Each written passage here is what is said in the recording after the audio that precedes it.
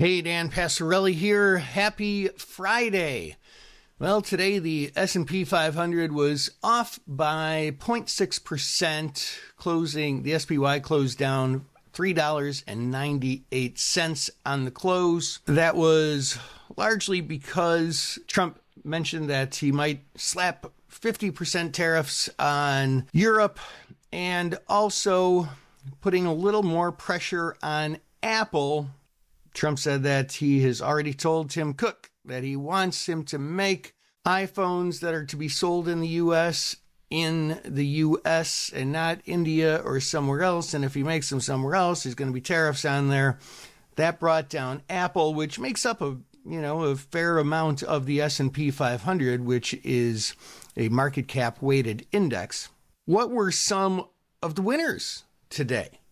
Well, actually, there kind of were a few. First of all, gold. Let's take a look at a chart of GLD here, which is the gold ETF. That one's been up all week since Friday of last week. It made a bottom, and then Monday, Tuesday, Wednesday, Thursday, Friday, boom, boom, boom, close to new highs for the GLD ETF. That is the new flight to safety. The VIX, of course, up $2, back up solidly above 20. It was above 20 yesterday, but back up solidly above 20. Also, there have been a couple of announcements. I don't know if you paid attention to this kind of stuff, but the Trump administration today said that they want to start building nuclear power plants, more nuclear power plants. And they've been talking about that a little bit. I believe I mentioned that in a video maybe last week or the week before, but today was a very decisive statement. So we've seen stocks like UUUU, boom, up a solid 20% today.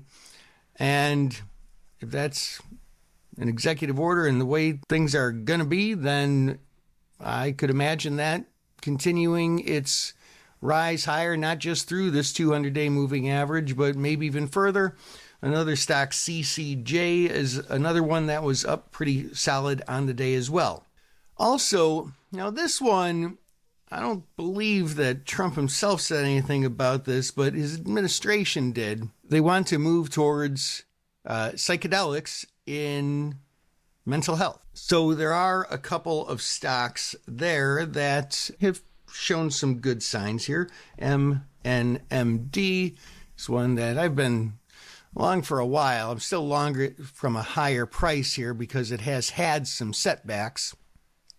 But up, certainly had a good week. This was Monday, right? And then another one that is specifically in psilocybin, which is kind of the hottest next thing that might be in psychedelic research. They're using MDMA and ketamine already, but psilocybin did make it through trials last time. So that is CMPS, which is a British company. And that one, it's up on the week. It's started to experience a smidge more volatility, not showing up that strongly in historical volatility. One that has a likelihood of coming into play again soon if we hear more news about that. We talked about Apple being one of the losers here today. Treasury rates have come down today, but they're still up quite a bit for the month of May and experiencing quite a bit of volatility lately, which we've talked about in a couple of videos and articles this week. So I think it was nice to see a little bit of a mellow reprieve of the Treasury volatility and Treasury yields rising. Another thing that has come down is the chances of the Fed cutting rates. There's virtually priced into the CME Group Fed Funds futures contract, there's virtually no chance of a rate cut in the June 18th meeting. The July 30th meeting, 6 weeks after that, they're chancing in about a 24% chance of a 25 basis point cut. But as we all know, and I've said in a ton of videos, even from the beginning when I first started talking about rate cuts, that's been overly optimistic since the beginning. The chance of a rate cut by the fall, I would put it at pretty slim to none. And that is all the news that's worth talking about for today.